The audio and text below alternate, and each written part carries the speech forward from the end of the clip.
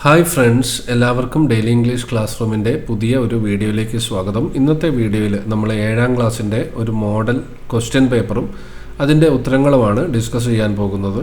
അപ്പോൾ വരാൻ പോകുന്ന പരീക്ഷയ്ക്ക് ചോദ്യങ്ങൾ ചോദിക്കുന്ന മാതൃകയിലുള്ള ഒരു ക്വസ്റ്റ്യൻ പേപ്പറാണിത്. ഇതിലെ ഓരോ ക്വസ്റ്റ്യൻസും എങ്ങനെയാണ് എഴുതേണ്ടത്, അതുപോലെ അതിൻ്റെ മോഡൽ ആൻസേഴ്സും ഈ വീഡിയോയിൽ നിങ്ങൾക്ക് തരുന്നതാണ്. അപ്പോൾ ഈ വീഡിയോ നിങ്ങൾ അവസാനം വരെ കാണുക, മനസ്സിലാക്കുക, ക്വസ്റ്റ്യൻ പാറ്റേൺ മനസ്സിലാക്കുക, അതുപോലെ മോഡൽ ക്വസ്റ്റ്യൻസിൻ്റെ ഒക്കെ ആൻസേഴ്സ് പഠിക്കുക. പരീക്ഷയ്ക്ക് നിങ്ങൾക്ക് വളരെയധികം ഉപകാരപ്പെടുന്നതായിരിക്കും. അപ്പോൾ ഈ ഒരു വീഡിയോ ആരംഭിക്കുന്നതിന് മുൻപ് നിങ്ങൾ ഈ ചാനൽ സബ്സ്ക്രൈബ് ചെയ്തിട്ടില്ലെങ്കിൽ ഈ ചാനൽ ഒന്ന് സബ്സ്ക്രൈബ് ചെയ്യുക. അതുപോലെ ആവശ്യമുള്ളവർക്ക് ഈ വീഡിയോ ഒന്ന് ഷെയർ ചെയ്ത് കൊടുക്കുകയും ചെയ്യുക. അപ്പോൾ ഇവിടെ സെക്കൻഡ് ടേമിലെ ഒരു സാമ്പിൾ ക്വസ്റ്റ്യൻ പേപ്പറാണ് നിങ്ങൾക്ക് ഇവിടെ പരിചയപ്പെടുത്തുന്നത്. അപ്പോൾ ഇവിടെ കൊടുത്തിരിക്കുന്ന ഇൻസ്ട്രക്ഷൻസ് ഒക്കെ നമുക്ക് നോക്കാം. ഇത് 25 മാർക്കിൻ്റെ ഒരു ക്വസ്റ്റ്യൻ പേപ്പറാണ്. ആദ്യത്തെ 15 മിനിറ്റ് കൂൾ ഓഫ് ടൈമാണ്. അപ്പോൾ ആ സമയത്ത് നമ്മൾ ക്വസ്റ്റ്യൻസൊക്കെ വായിച്ച് നന്നായി മനസ്സിലാക്കണം. ആ 15 മിനിറ്റ് അതിലെ ഒന്നാമത്തെ ആക്ടിവിറ്റി കമ്പൽസറി ആണെന്നാണ് പറഞ്ഞിരിക്കുന്നത്, അതായത് നിർബന്ധമായിട്ടും എഴുതിയിരിക്കണം. പിന്നെ 2 മുതൽ 6 വരെയുള്ള ആക്ടിവിറ്റികളിൽ ഏതെങ്കിലും 4 ആക്ടിവിറ്റിയാണ് ചെയ്താൽ മതിയാകും. അപ്പോൾ 5 ആക്ടിവിറ്റിയിൽ ഒരെണ്ണം നമുക്ക് ഒഴിവാക്കാം, ബാക്കി 4 എണ്ണം ചെയ്യുക. അപ്പോൾ ഈ രീതിയിലാണ് ക്വസ്റ്റ്യൻ പേപ്പറിൽ വരുന്നത്. അപ്പോൾ നമുക്ക് ഓരോ ആക്ടിവിറ്റിയും നോക്കാം, മുഴുവൻ ആക്ടിവിറ്റിയും നമുക്ക് നോക്കാം. അതിൽ അവസാനത്തതിൽ ഒരെണ്ണം നിങ്ങൾക്ക് ഒഴിവാക്കാവുന്നതാണ്. ഇനി ഒന്നാമത്തെ ആക്ടിവിറ്റി എന്ന് പറയുന്നത് റീഡിംഗ് കോംപ്രിഹെൻഷൻ ക്വസ്റ്റ്യൻ ആണ്. നമ്മൾ പഠിച്ച ഒരു പദ്യഭാഗത്തിൻ്റെ കുറച്ച് വരികൾ തന്നിട്ട് അതുമായി ബന്ധപ്പെട്ടിട്ടുള്ള ചില ചോദ്യങ്ങളാണ്. അപ്പോൾ ഇവിടെ നമുക്കറിയാം, ഈ ഒരു പോയം നമ്മൾ പഠിച്ചിട്ടുള്ള പോയമാണ്. ഇത് വില്യം ബ്ലേക്കിൻ്റെ ലാഫിംഗ് സോങ് എന്ന് പറയുന്ന പോയമാണ്. ഇവിടെ അതിൻ്റെ വരികളാണ് കൊടുത്തിരിക്കുന്നത്.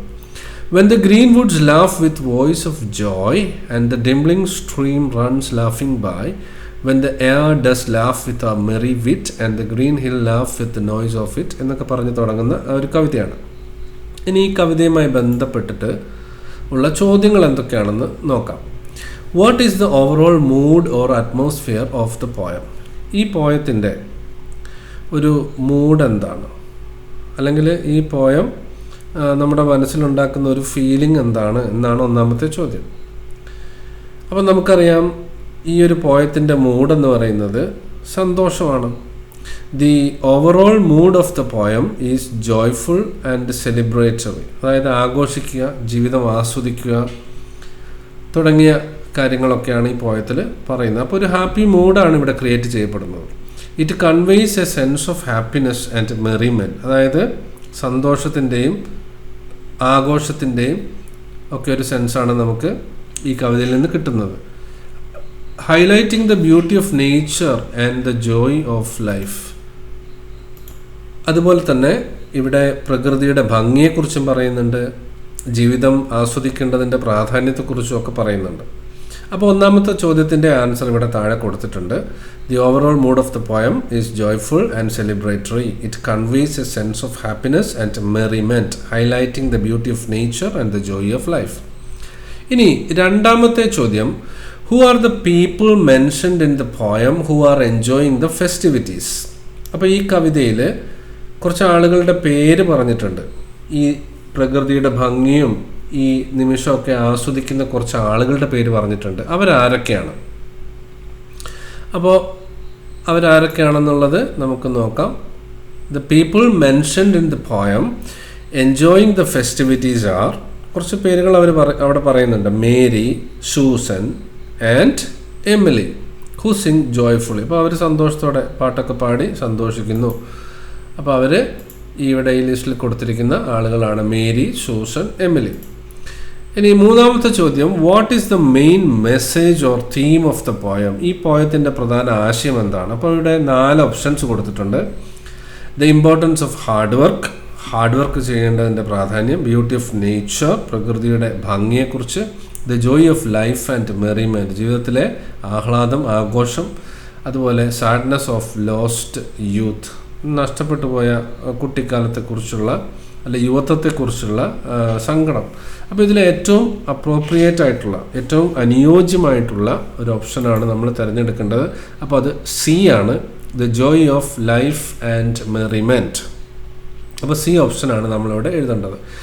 നാലാമത്തെ ചോദ്യം ഒരു അല്ലിട്രേഷൻ്റെ ഉദാഹരണം ഈ കവിതയിൽ നിന്ന് എടുത്തെഴുതാനാണ് പറയുന്നത്. അപ്പോൾ അല്ലിട്രേഷൻ എന്ന് വെച്ചാൽ നമുക്കറിയാം കൺസോണൻ്റ് ശബ്ദങ്ങൾ അടുപ്പിച്ച് ആവർത്തിച്ച് വരുന്ന ഒരു സൗണ്ട് ഇഫക്റ്റിനെയാണ് നമ്മൾ അല്ലിട്രേഷൻ എന്ന് പറയുന്നത്. അപ്പോൾ അല്ലിട്രേഷന് ഉദാഹരണം ഇവിടെ നമുക്ക്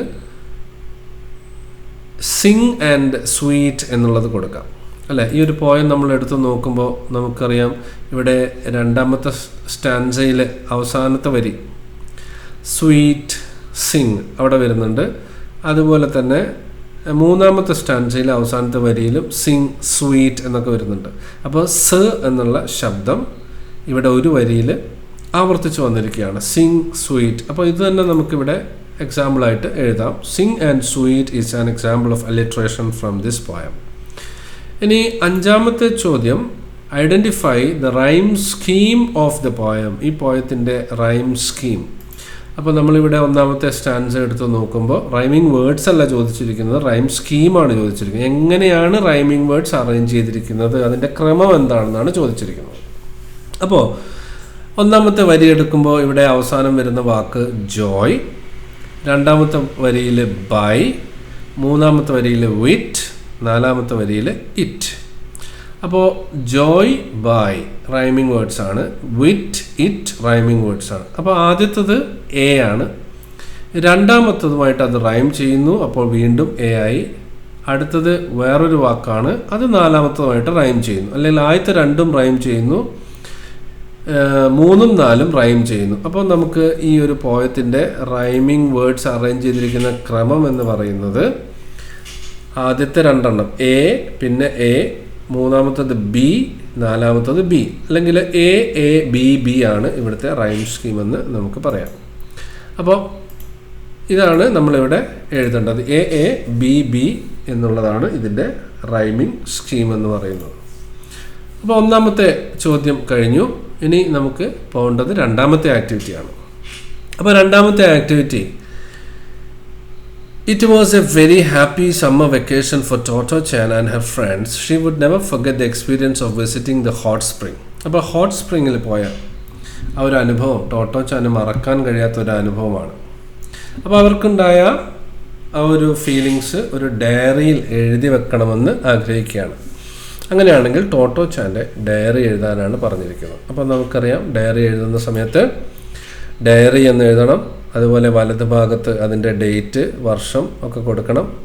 ഇടത് ഭാഗത്ത് ഡിയർ ഡയറി എന്നൊക്കെ പറഞ്ഞ് നമുക്ക് എഴുതാം. ഏറ്റവും അവസാനം പേര് ഒക്കെ എഴുതാം. അപ്പോൾ ഒരു മോഡൽ ഡയറി ഇവിടെ കൊടുത്തിട്ടുണ്ട്. നമുക്കൊന്ന് വായിച്ചു നോക്കാം. Today was one of the happiest days of my life. എൻ്റെ ജീവിതത്തിലെ വളരെ സന്തോഷകരമായ ഒരു ദിവസമാണെന്ന്. അവർ school trip to the hot spring was simply magical. അല്ലേ, വളരെ മാജിക്കലായിരുന്നു, വളരെ നല്ലതായിരുന്നു. I felt a rush of excitement as we boarded the train. ട്രെയിനിൽ കയറിയപ്പോൾ മുതലേ ഞാൻ വളരെ എക്സൈറ്റഡ് ആയിരുന്നു. And the laughter of my friends filled the air. അല്ലെ, എൻ്റെ കൂട്ടുകാരൊക്കെ വളരെ സന്തോഷത്തിലായിരുന്നു. When we arrived, the warm water of the hot spring felt like a cozy hug. അല്ലേ, അപ്പോൾ ഞങ്ങളവിടെ എത്തിക്കഴിഞ്ഞപ്പോൾ ഈ വെള്ളത്തിലുള്ള ഈ ഒരു കുളി ഇത് ഏറ്റവും സുഖകരമായിരുന്നു. I splashed around with Mary, Susan and Emily. അല്ലേ, ഇവരുടെയൊക്കെ കൂടെ ഞാൻ കളിച്ചു എന്നാണ് പറയുന്നത്. And we sang joyfully together. ഞങ്ങൾ ഒരുമിച്ച് കുളിച്ചു, പിന്നെ വെള്ളം അങ്ങോട്ടും ഇങ്ങോട്ടും തെറിപ്പിച്ചു. അതുപോലെ ഞങ്ങൾ പാട്ടുകൾ പാടി. The beauty of nature surrounded us. അപ്പോൾ നല്ല മനോഹരമായ കാഴ്ചകളും ചുറ്റുപാടും ഉണ്ടായിരുന്നു. വിത്ത് ടോൾ ട്രീസ്, വലിയ മരങ്ങളും അതുപോലെ പക്ഷികളുടെ ശബ്ദം, chirping birds, making everything feel alive and cheerful. എല്ലാം മനോഹരമായ ഒരു കാഴ്ചയായിരുന്നു. മനോഹരമായ പക്ഷികളും മരങ്ങളും ഒക്കെ അവിടെ ഉണ്ടായിരുന്നു. I will always treasure this moments of joy and friendship. അപ്പോൾ ഈ കൂട്ടുകാരുമായിട്ടുണ്ടായ ആ ഒരു ദിവസം, ആ ഒരു ഫ്രണ്ട്ഷിപ്പ്, അതുപോലെ അന്നുണ്ടായ ആ സന്തോഷം, ഇതൊക്കെ ഞാൻ വലിയ വിലപിടിപ്പുള്ളതായിട്ട് കാണുകയാണ്. I can wait for our next adventure. അടുത്ത യാത്ര എന്നാണ്, അതിനുവേണ്ടി ഞാൻ കാത്തിരിക്കുകയാണ്. വിത്ത് ജോയ് ടോട്ടോ ചാൻ എന്നൊക്കെ പറഞ്ഞിട്ട് നിങ്ങൾക്ക് ഈ ഒരു ഡയറി എഴുതാവുന്നതാണ്. ഇനി അടുത്ത ചോദ്യം, imagine that you have to sell your mother's old smart phone. Prepare an advertisement for a news paper, use the details below. അപ്പോൾ നിങ്ങളോട് ഇവിടെ ഒരു ന്യൂസ് പേപ്പർ അഡ്വർടൈസ്മെൻറ്റ്, അല്ലെ, പത്രത്തിൽ വരുന്ന ഒരു പരസ്യം എഴുതാനാണ് പറഞ്ഞിരിക്കുന്നത്. അപ്പോൾ നിങ്ങളുടെ അമ്മയുടെ ഫോണ് വിൽക്കാൻ പോവുകയാണ്, നിങ്ങൾ വിൽക്കാൻ പോകുന്നു. അപ്പോൾ അതിൻ്റെ പ്രത്യേകതകൾ താഴെ കൊടുത്തിട്ടുണ്ട്. Water proof screen and body, പിന്നെ 12 GB RAM, light weight, black colour. അതിൻ്റെ വില പ്രതീക്ഷിക്കുന്നത് 20,000 രൂപയാണ്. അപ്പോൾ ഇതൊക്കെ ഉപയോഗിച്ചുകൊണ്ട് നമ്മളൊരു പരസ്യം എഴുതി ഉണ്ടാക്കുകയാണ്. അപ്പോൾ നമുക്കൊരു നല്ലൊരു ഹെഡിങ് ഒക്കെ കൊടുത്ത് ഒരു ഫോണിൻ്റെ ചിത്രമൊക്കെ വരച്ച് നമുക്ക് എഴുതാം. For sale your next smart phone awaits. നിങ്ങളുടെ അടുത്ത സ്മാർട്ട് ഫോൺ ഇതാ വരുന്നു. Are you looking for a reliable device that won't break the bank?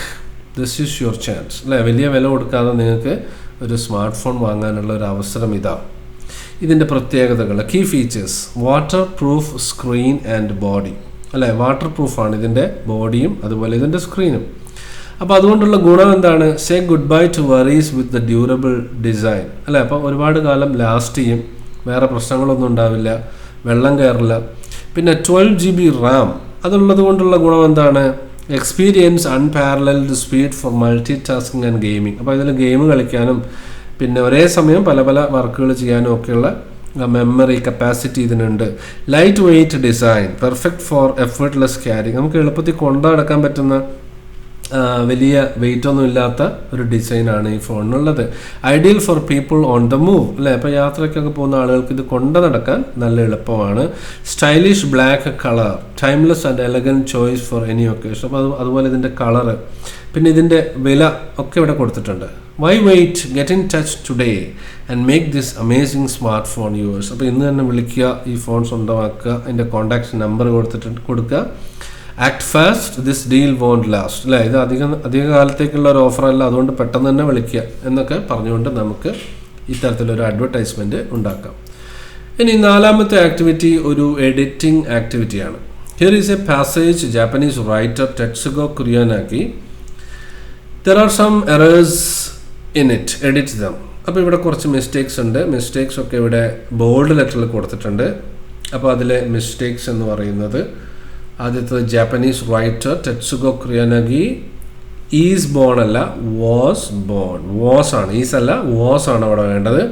In അല്ല, ഓൺ ആണ് വേണ്ടത്. ഓൺ ഓഗസ്റ്റ് 9, 1933 അറ്റ് ടോക്കിയോ അല്ല, in Tokyo.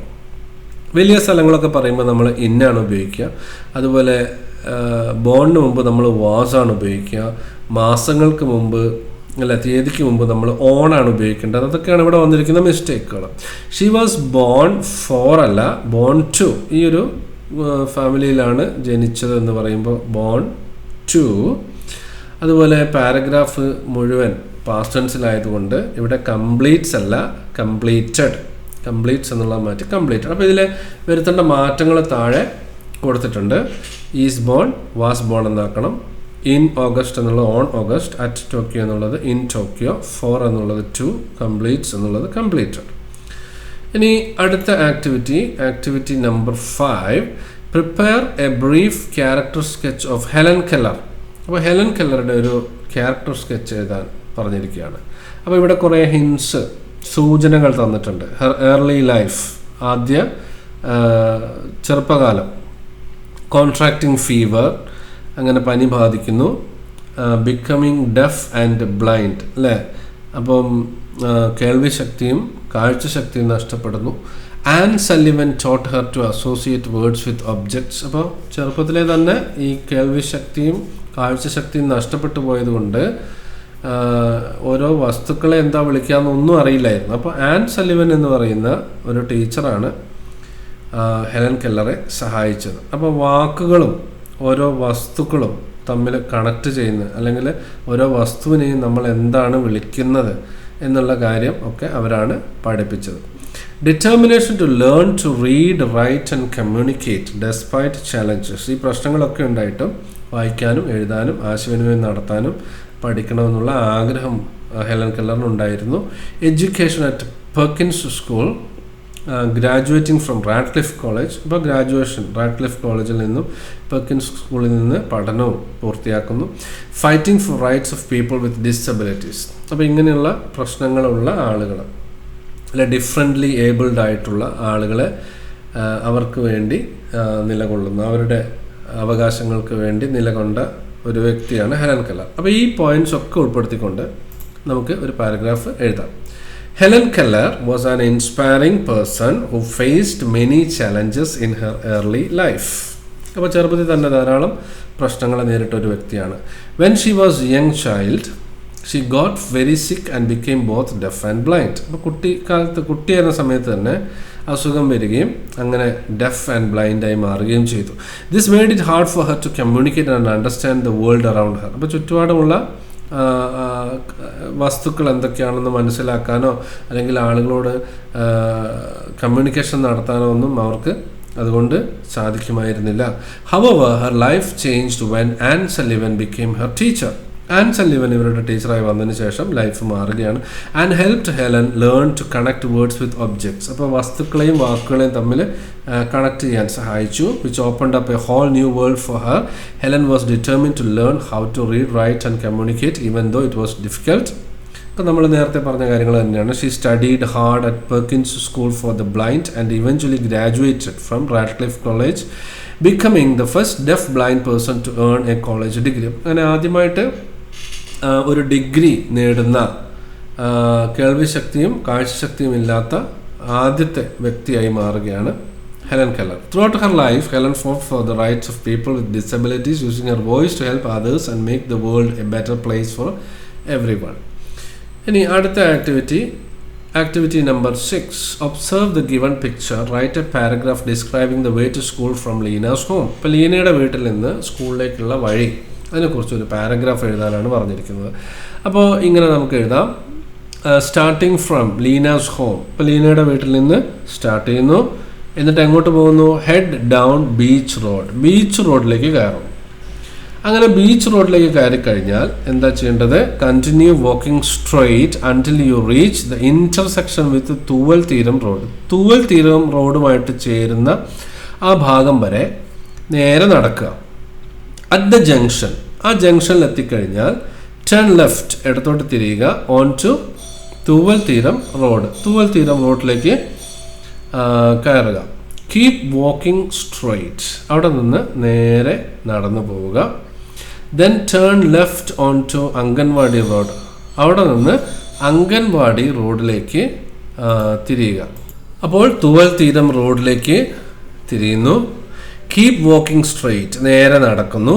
Then turn left on to anganwadi road. അവിടെ നിന്ന് ഒരു ഇടത് ഭാഗത്തേക്ക് തിരിയുന്നു. അംഗൻവാടി റോഡിലേക്ക് തിരിയുന്നു. അവിടെ നിന്ന് വീണ്ടും സ്ട്രെയിറ്റ് ആയിട്ട് മുന്നോട്ട് പോകുന്നു. Walking straight while passing the stadium on your left. അപ്പോൾ ലെഫ്റ്റ് സൈഡിൽ സ്റ്റേഡിയം ഒക്കെ കാണാം. മുന്നോട്ട് പോവുക. As you go further you will see the park on your right. അങ്ങനെ മുന്നോട്ട് പോകുമ്പോൾ റൈറ്റ് സൈഡിലായിട്ട് പാർക്ക് കാണാം. Walk until you reach railway station road. Railway station road എത്തുന്നവരെ മുന്നോട്ട് നടക്കുക. അവിടെ എത്തിക്കഴിഞ്ഞാൽ ടേൺ ലെഫ്റ്റ്, ഇടത്തോട്ട് തിരിയുക. റെയിൽവേ സ്റ്റേഷൻ റോഡിലേക്ക് തിരിയുക. And walk straight you will see the school on your left. അവിടെ നിന്ന് നേരെ നടക്കുക. അപ്പോൾ ഇടത് ഭാഗത്തായിട്ട് നിങ്ങൾക്ക് സ്കൂള് കാണാം എന്നാണ് പറഞ്ഞിരിക്കുന്നത്. അപ്പോൾ ഇത്രയും ആക്ടിവിറ്റീസാണ് ഈ ഒരു ക്വസ്റ്റ്യൻ പേപ്പറിൽ പറഞ്ഞിരിക്കുന്നത്. അപ്പോൾ ഇതുമായി ബന്ധപ്പെട്ട് എന്തെങ്കിലും സംശയം ഉണ്ടെങ്കിൽ നിങ്ങൾ താഴെ കമൻറ്റ് ബോക്സിൽ ചോദിക്കുക. നമുക്ക് മറ്റൊരു വീഡിയോയിൽ വീണ്ടും കാണാം. Thanks for watching and have A nice time.